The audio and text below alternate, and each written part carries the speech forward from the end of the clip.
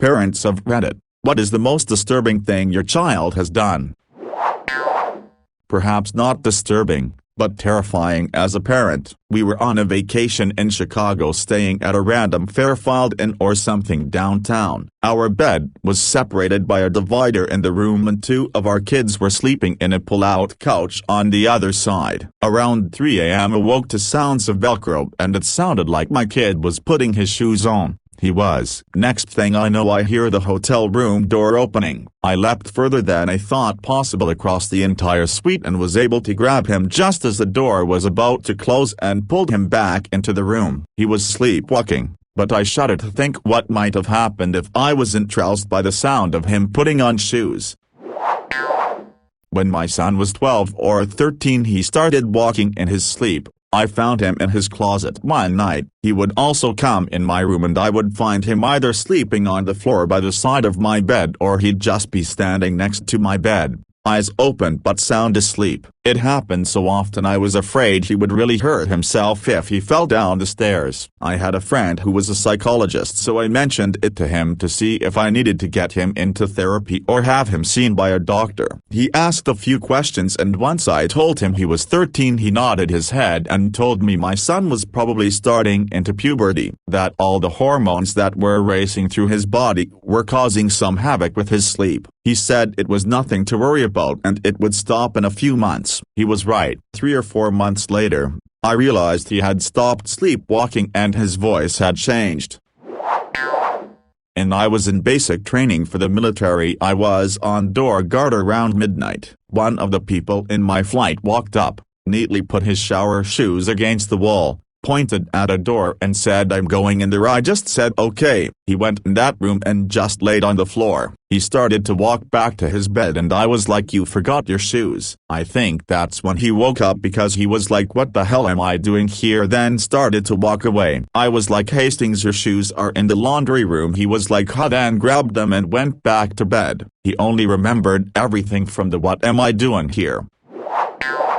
Not a parent, but me freaking my parents out. My mom used to get migraines a lot when I was little. I had a small stuffed animal named Peaches, and I guess I was scared or nervous about my mom's health and trying to deal with it because apparently I decided that Peaches got a lot of migraines too. This went on for a while. I had to take care of Peaches because he always had headaches. I must have been 4 or 5 at the time. Then someone left the TV on by accident and I saw a news segment about acupuncture. I was overjoyed and went into my mom's sewing kit and stuck a whole bunch of push pins deep into Peach's head. Nobody noticed right away and I think it was a few days later when my mom or dad saw me carrying Peaches around and noticed a shitton of needles crammed in there. My uncle asked me why I did that and I was calm and content when I looked at him, shrugged, and said Peaches doesn't have headaches anymore. Since he didn't know the backstory, according to him it was the creepiest thing I have ever said, like a little pigtailed psychopath. It took my parents a bit of digging to figure out my rationale and where it came from,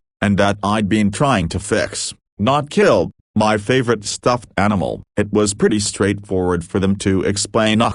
No, never do that, but hopefully they moved the sewing kit to a higher shelf anyway.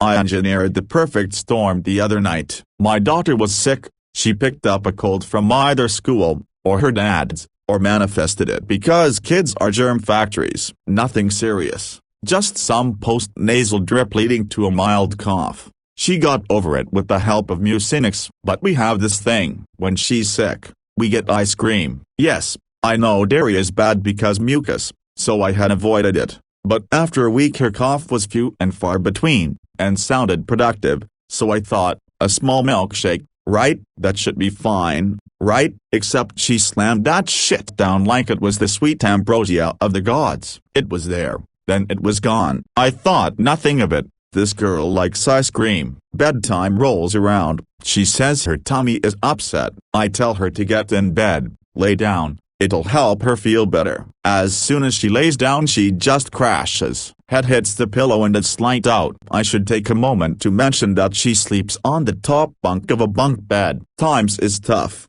so we share a room. I'm bottom bunk. I get in bed, curl up with my phone, and settle in to read some AskReddit threads. I have an addiction. About 10 minutes in, I've already taken my meds for the night, so my head is getting fuzzy, and she starts to cough. I stand on my bed and try to prop her up so her sinuses don't drain too bad, then gag her and trigger more coughing, but she's not having it. I did get her to stop coughing though, so I lay back down. Then she starts coughing again. I stand up. I'm trying to soothe her, to get her to sit up and have a sip of water, but, if you read my other comment here, she has some mild night terrors and does not wake up. Finally, she's coughing so hard she starts to gag herself with a cough. You know the ones, those deep coughs that catch in the back of your throat and try to bring your stomach up with it. Yeah, but her stomach was still full of milkshake. I tried to lean her forward. In my mind, if she puked on one of her blankets, they're small, easy to wash, maybe 2 hours tops. Nope. She flops to the side, head over the rail of her bed, and lets loose a torrent of Oreo milkshake straight onto my weight blanket, comforter, and sheets. She's a good 3 feet above my bed, too, so when it hits it splatters on the wall, on the pillows, just everywhere. I resign myself to my fate, and gently pat her back, encouraging her to get it up, then take a drink. She was clean, pristine. My legs up to the knee were speckled with puke. My bed was a disaster area, and my head was spinning from my meds. She then went straight back to sleep, like, I don't think she even woke up, because she didn't remember a thing in the morning, and asked, what happened to all your blankets? When she saw the bare mattress, I had no energy to dress. That's just a function of how capsaicin, the drug in chili peppers that give them their heat, does what it does. It attaches to pain and heat touch receptors on the lining of the mouth, or anywhere on the skin, and cause them to dump out all of their neurotransmitter called substance P. Once substance P is depleted, a phenomenon called synaptic fatigue sets in, whereby the body can't perceive that nerve signal for a while. Plus the fake pain of capsaicin also causes endorphins to be released, which your son feels as that glow as the pain subsides, and then numbness with further peppers. He's no monster.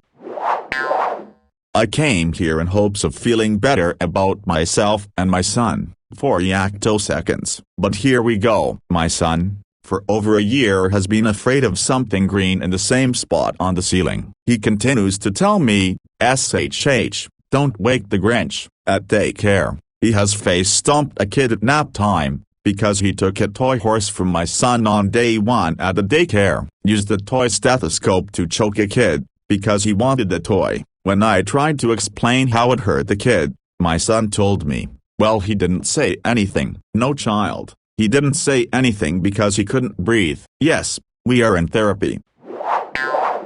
Was having a house party a few months ago. My friends came over and brought their kids. My wife got a bouncy house for them to play on. All the adults were inside eating food and chatting. Some of the kids were outside playing on the bouncy house. I realized that at least one adult should be out there with them, so I left the adults and wandered outside. As I was getting closer to where the kids were playing, I started hearing some rhythmic chanting coming from their direction. I got suspicious, so I decided to sneak up on them and see what they were doing. 4 of the children were holding hands and bouncing in a circle in the middle of the bouncy house, chanting, "Evil rules, evil rules, evil rules." I stood there in amazement for a minute, trying to figure out what game they were playing. One of the girls in the group suddenly looked in my direction and screamed, "Oh no, he's here. Run." All the children scattered and ran away. To this day, my son still won't tell me what they were doing. Frown. Due to autism, SPD, so he has a dulled response to pain. One day, I had the morning off and school was on a 2-hour delay, so we went in the backyard to play before I dropped him off. He fell into a bit of brambles on his way to the car, but he said I'm okay and kept running to the car. I got him buckled in but wasn't really paying too much attention. When I got in the car and turned my head to back out of the driveway, I see blood gushing down the side of his face. Not a peep from him about it. He cried about me cleaning and dressing the wound but was okay with falling into a bunch of thorns.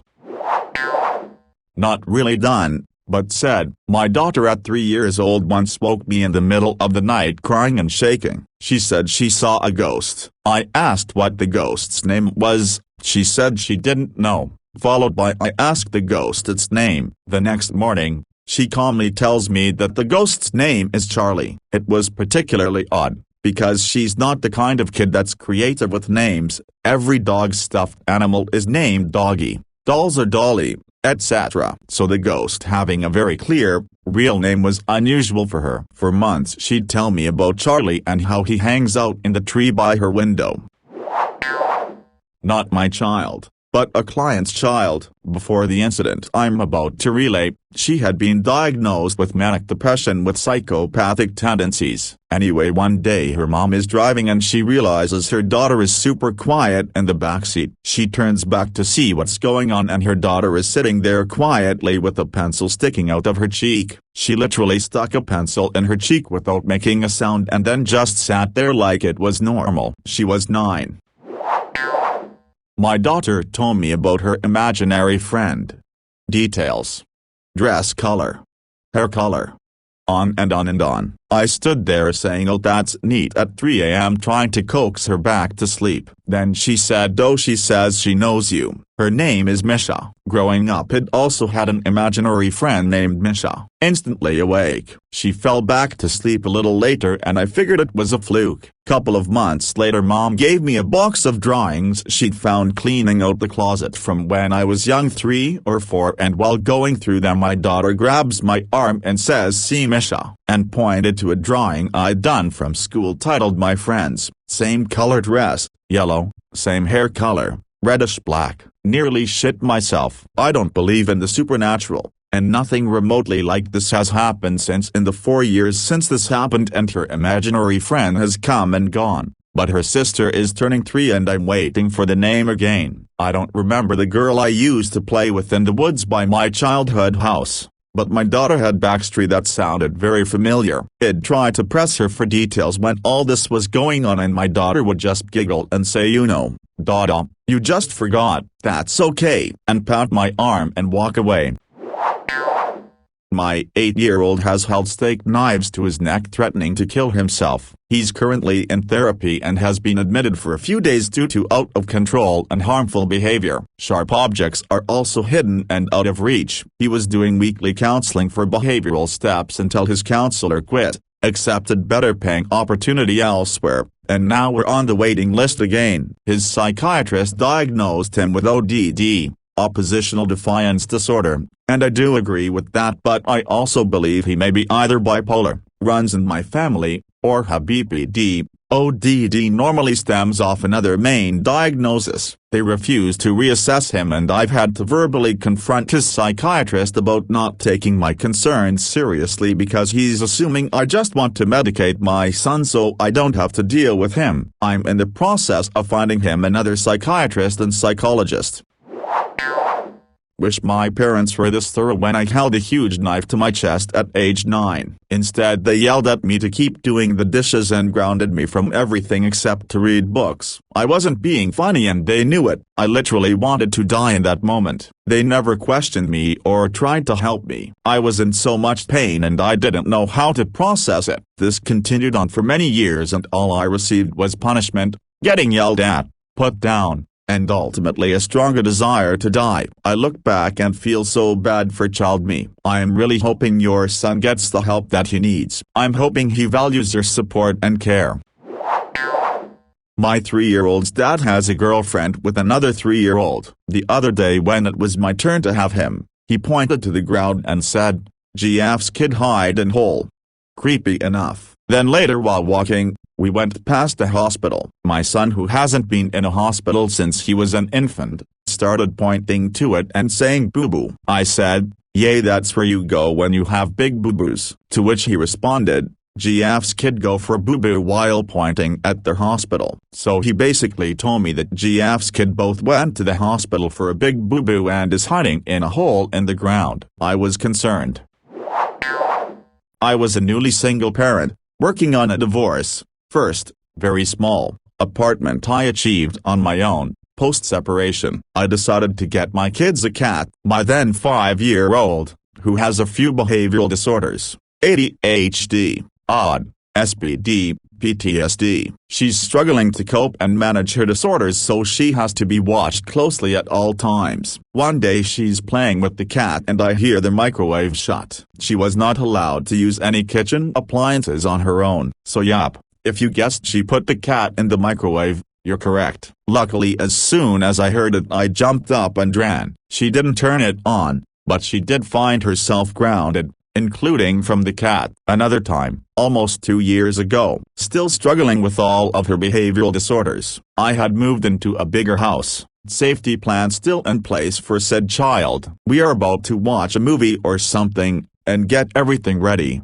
snacks, blankets etc., and child goes missing. She liked to hide in places and not come out until she was found. After searching all of her hiding spots, she's still not found. After about 30 minutes of looking, felt like an eternity, and about 5 minutes before I called 911, she turns up at the front door, absolutely filthy, pupils dilated to the size of saucers. Her excuse was the cat wanted to show how he gets in and out from the basement. I have no idea what kind of Narnia-ass wardrobe this cat took her to. Roughly same time, said child liked to draw, paint, and color. One day she brings me some of her artwork, but this time, it is a story, or some sort of lyrics. At this time she was behind academically and didn't know how to read, or write or words very well.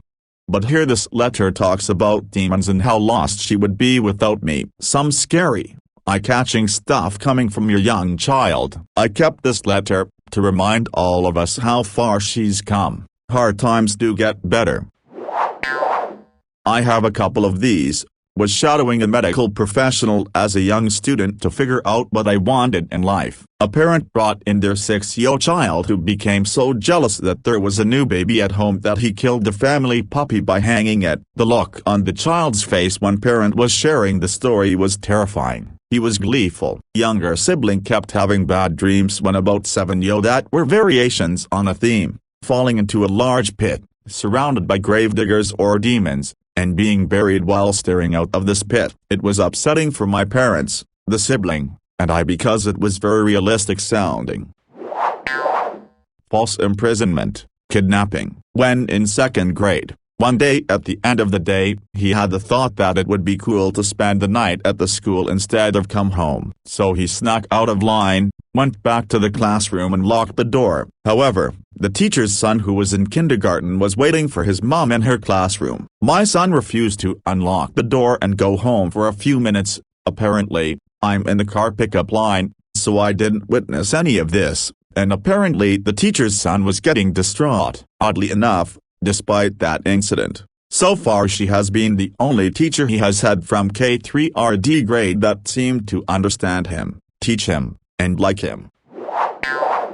My daughter ran into my room at like 1:30 in the morning and told me there was a man watching her through her window. I ran outside ready to beat the shit out of someone, and to my surprise, there was no one there. In confusion I looked through the window only to see her covering her eyes. I waited until she opened her eyes to tell her that it's alright, but next thing I know she yelled, "Look out, Dad." I turned around and threw a punch, and hit absolutely nothing. She then ran outside with a knife and stabbed the floor and said, "We did it, we killed it." I asked her to draw a picture of it and she drew something that resembled a red Enderman. I was confused as heck, but I played along and celebrated. She never did anything like that again, but that was weird as heck.